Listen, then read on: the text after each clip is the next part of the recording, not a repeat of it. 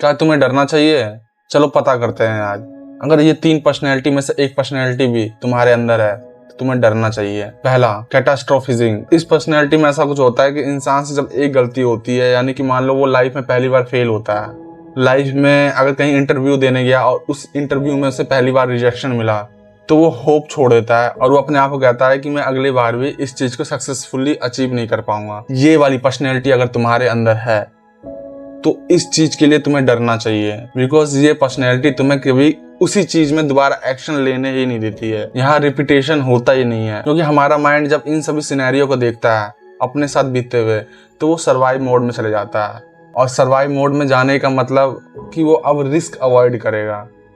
Risk avoid करेगा मतलब action delay करेगा, यानी कि नहीं लेगा। नंबर दूसरा, ओवर जनरलाइजेशन। इसमें हम पता क्या करते हैं, अपने बीते हुए कल में 2 या 3 पास्ट एक्सपीरियंसेस जिसमें हमें फेलियर्स मिले हो, उस एक्सपीरियंस को दोबारा अपने माइंड में रिपीट करते हैं, याद करते हैं, और उसके बाद हम अपने फ्यूचर को प्रेडिक्ट कर लेते हैं। मतलब कि जो इंसान लूजर है, शुरू से ही अपने आप को लूजर मानता है कि मैं जब भी कुछ भी अटेम्प्ट किया और मैं फेल हो गया, मैंने 4 बार करा, 5 बार अटेम्प्ट किया, मैं फेल हो गया, और उसके बाद लगता है कि अब मैं आगे भी कोशिश करूंगा तो मैं फेल हो जाऊंगा। तो इस जगह पर वो अपने फ्यूचर को प्रेडिक्ट कर लेता है पीछे कुछ बीते हुए दिनों से।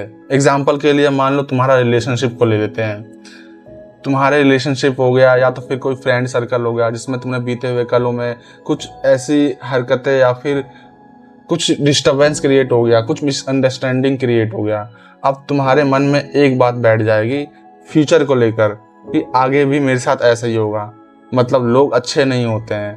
तुम्हें अगर 3 लोगों ने धोखा दिया, 4 लोगों ने गलत व्यवहार किया, तो तुम्हें ऐसा लगेगा इन द फ्यूचर में मुझे सारे लोग ऐसे ही मिलेंगे। तो इस जगह पर अगर ये वाली पर्सनैलिटी में से कोई बंदा एग्जिस्ट करता है तो उसे डरना चाहिए। और नंबर तीसरा, इल्यूजन ऑफ कंट्रोल।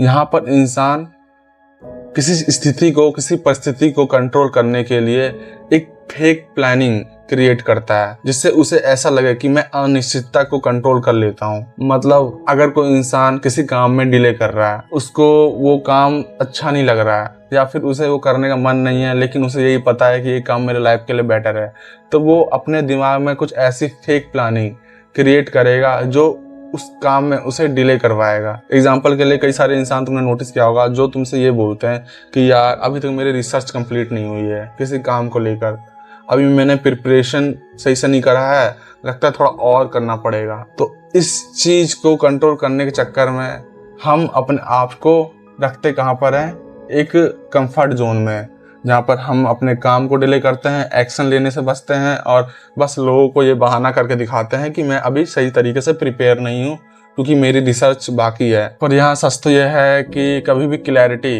कंट्रोल से नहीं आता है, क्लैरिटी एक्शन से आता है। और ये 3 पर्सनैलिटी में से किसी एक पर्सनैलिटी के भी तुम शिकार हो तो सोच लो तुम अपने आप को सबसे बड़ा इल्यूजन में डाल रखे हो कि तुम कभी प्रोग्रेस हो पाओगे या फिर ग्रोथ कर सकोगे। और मेरा मकसद तो बस ये वीडियो बनाने का यही था, क्योंकि हमारे अंदर बहुत सारी पर्सनैलिटियाँ ऐसे होती हैं जिसकी वजह से हम अपने काम को करने के कई बहाने ढूंढते हैं। मुझे पता है मेरी बातें कुछ लोगों को कड़वी लगती होगी, बट यही सच है।